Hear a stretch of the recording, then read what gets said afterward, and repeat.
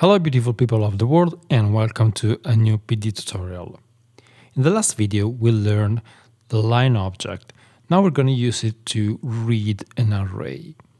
Or better, to read the content of an array. Now our starting point is this. We have our drum loop loaded into an array, and remember that if you only load the file into one array, you're actually loading one channel of a stereo file, or in this case, I have a mono loop, drum loop, so I will just need one array because basically it has only one channel. So to read the content of an array using the line object, we're going to use the tab read object, not the tab play object. And the first thing that we want to do is to create a message box and put into it the starting point from where we want to read the content of the array. So if we want to read the array from the beginning, we just have to write down 0, which is the first index of the array, which when we have an audio file loaded into it, it basically means that we are reading the very first sample of the audio file. And then we need the comma. And then we're going to put in the endpoint, so basically the number of the sample where we want our reading to stop. So let's say that we want to read the first 1 second of the array of the audio file, and we are at a sample rate of 44.1 kilohertz. So we basically write down 44,100. So this is our starting point, this is our endpoint, and of course we need a time value. So this is a second of audio, so we're going to put 1000, which is the number of milliseconds that line object will take to read from sample number 0 to sample number 44,100. So now we can create the line object, and we're going to use the line tilde object because we are going to read the content of the array at a sample rate. So audio signals. So now if I click on the message box,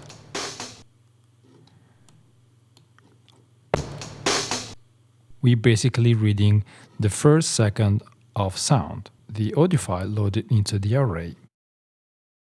So let's say that we want to read the first 2 seconds. We have to multiply this number by 2, so we want to read 2 seconds worth of samples, so it's going to be 88,200. And of course, we need 2,000 milliseconds. And again, we are reading 2 seconds of audio. Now, as you can see, there is a specific relationship between the number of samples that we want to read and the number of milliseconds that we have to feed to the line object as a time value.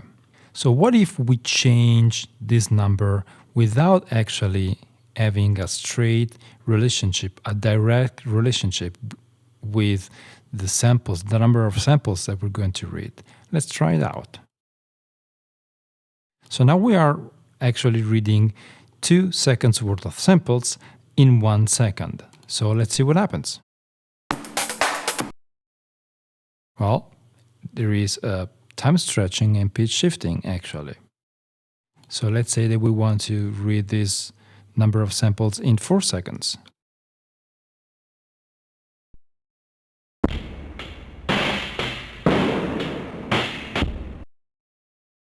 Okay, now this is not the best way to actually make a pitch shifter and a time stretcher in PD. There are much better ways to do this.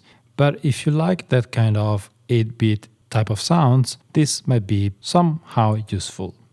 Now, let's say that we want to make this thing a bit more interesting. We can create a random object. And let's say that we want to create slices that have seconds of duration. So the first thing that we want to do is to actually put into the random object a creation argument that will allow us to read starting from any point of the array, minus 1 second of sound. So let's say that we're going to use 650,000 samples, because basically it's a bit less of the total length of the array, the audio file. So this number is going to be our starting point. So each time we bang it, let's make it this bit bigger. So each time we bang, we actually have a different starting point, a random starting point. So we can put this apart. And so this is the starting point. So we can just hook this up to the line object. Okay, so since we want to create slices that are 1 second long, for the endpoint of the slice, we can use this number, which is the starting point, plus a fixed amount of samples. And since we want the slices to be 1 second in length, it means that there are gonna be 44,100 samples. So we just have to sum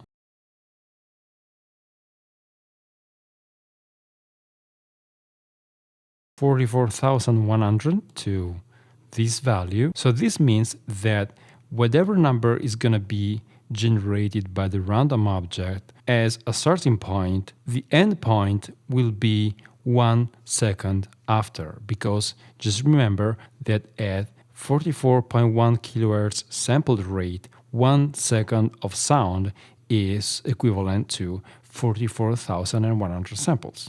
Okay, so now we have to pack this number with a duration value to send to the line object. Now this is the first number, this one is our starting point, and this number here is the second value, so the end point. Now we have to pack this with a duration value in milliseconds, and we're going to use the pack object.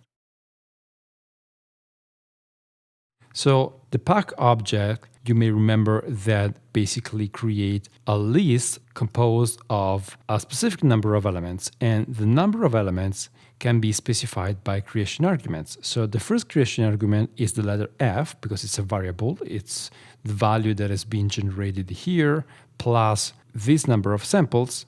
But the second creation argument can be, well, has to be a fixed number, which is 1000 milliseconds, because we want the slices to be 1 second long.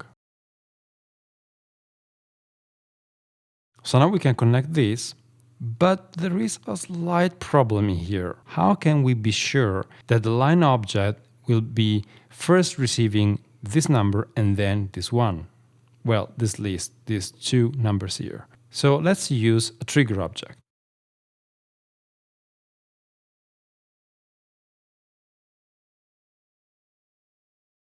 And the creation arguments, of course, are 2, and they are float, they are numbers.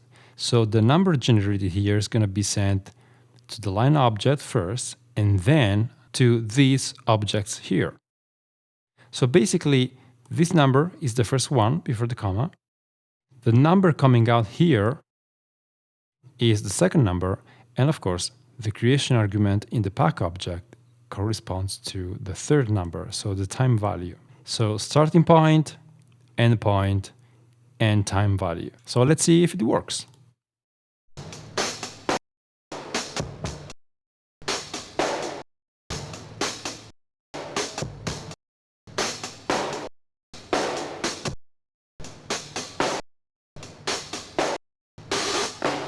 Well, it works. Okay, so one thing that we can do is to basically automate this bang here. So we can put it aside, and we can create a toggle and a metro object. And of course, the metro object is going to have 1000 as a creation argument. So we can have every 1 second a 1 second long slice. So let's see how this sounds.